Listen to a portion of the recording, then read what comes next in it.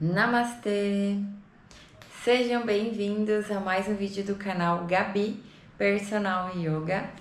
Hoje, como está aqui na descrição, como o yoga vê o ego. Você já parou para refletir sobre o ego? Sobre você?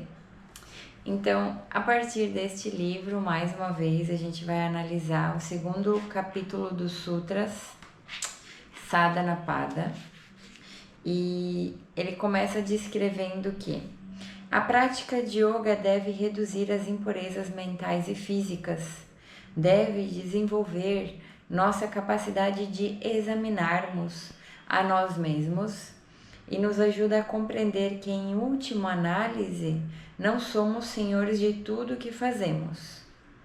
Então, é certo que tais práticas removerão os obstáculos que impedem a percepção clara.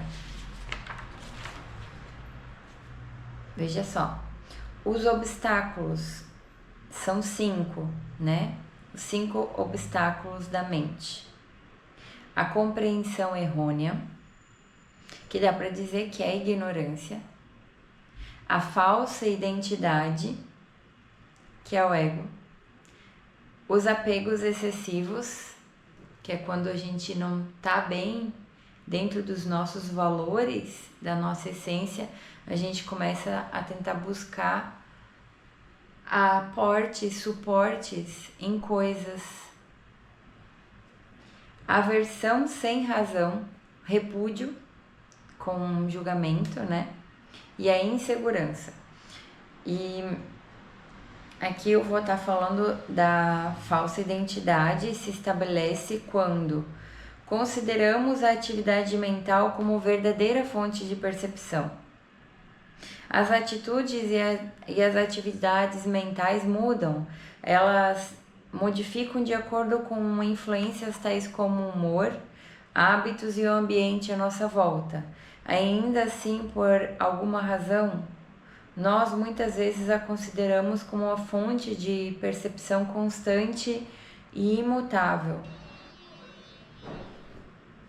Então, aqui, dando continuidade sobre esses efeitos do ego e a visão do yoga sobre ego, eu preparei um texto que eu fiz com bastante cautela sobre pesquisa também aqui do livro.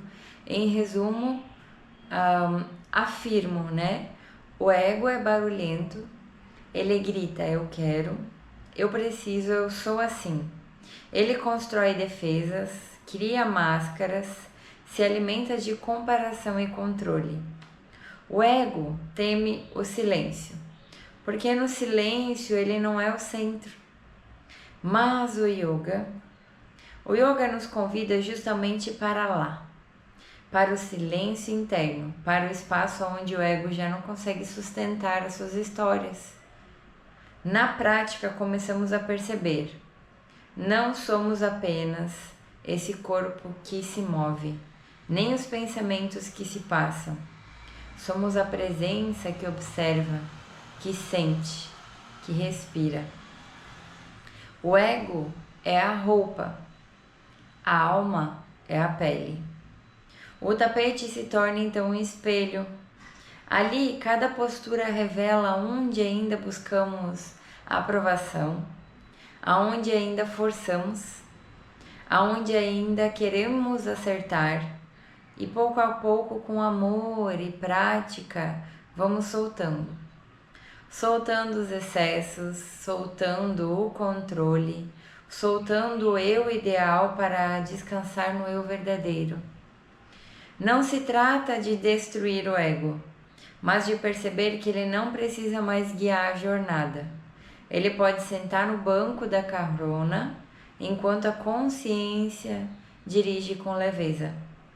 Yoga é o caminho da desidentificação, não para sermos ninguém, mas para sermos tudo o que somos, sem os limites da forma.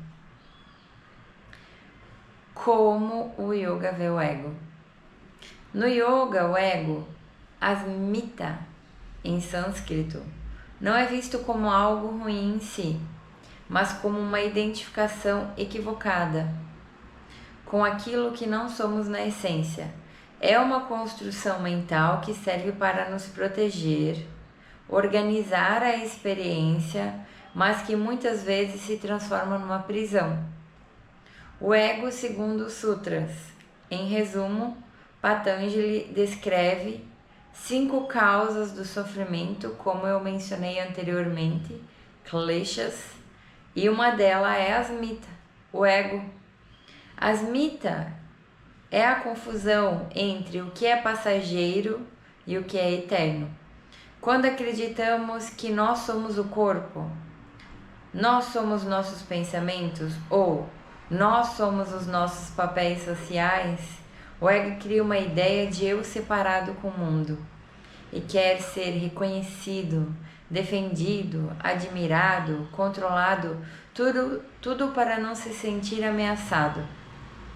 E quanto mais nos identificamos com esse eu, mais nos afastamos da nossa verdadeira natureza, pura consciência, amor, unidade. O que o ego faz segundo o yoga? Em resumo, então, nos identificamos com o corpo e a mente, esquecendo que somos algo além. Cria desejos e apegos para manter uma imagem idealizada de quem achamos que somos. Teme o fracasso, a rejeição e a impermanência, alimentando o sofrimento. Nos compara com os outros, separando em vez de unir. Yoga não busca destruir o ego, mas integrá-lo. A meta do yoga não é matar o ego, não é nos tornar ninguém, e sim reconhecê-lo, compreendê-lo, colocá-lo a serviço da consciência maior. Quando o ego é iluminado pela prática do yoga, ele deixa de comandar nossas ações e passa a cooperar com a nossa alma. O ego quer controlar, a alma quer confiar. O ego quer reconhecimento, a alma quer servir. Como yoga dissolve o domínio do ego? Asanas. Quando praticamos com presença os asanas, sentimos o corpo como canal, não como troféu. Pranayama. Ao respirar conscientemente, aquietamos o ego reativo e ansioso. Meditação. Nos ajuda a testemunhar os pensamentos e emoções sem nos identificarmos com eles.